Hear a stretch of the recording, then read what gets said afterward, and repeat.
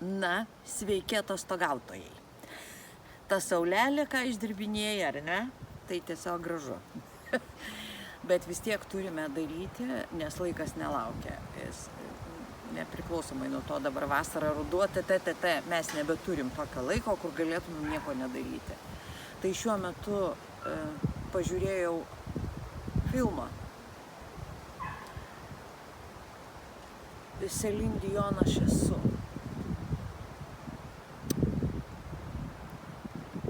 Labai tą moterį, jos talentą, jos atvirumą, jos išvaizdą, balsą, na viską. Man viskas patiko.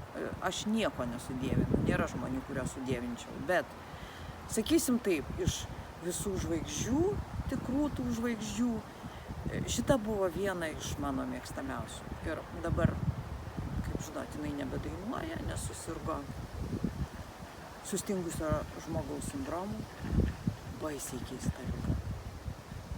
Ir štai žmogus, kuris rodė vien savo žvaigždinę pusę, parodė savo ligą. Drąsiai, negailestingai, žiauriai. Ir turbūt jeigu iki to man patiko Celine Dion, aš ją mėgau, aš jos klausiausi, tai dabar aš ją gerbiu ir myliu už tai, ką ji padarė. Tai siūlau visiems pasižiūrėti ir pažiūrėti, kas jums įvyks. Kaip pamatyti tą savo pusę, kurią slepiam. Ji gali atsirasti tik todėl, kad mes iškeliam aną pusę, o šitą uždarom. Tik todėl gali atsirasti liga. Pažiūrėkit. Pažiūrėkit iki tol, kol mes susitiksim.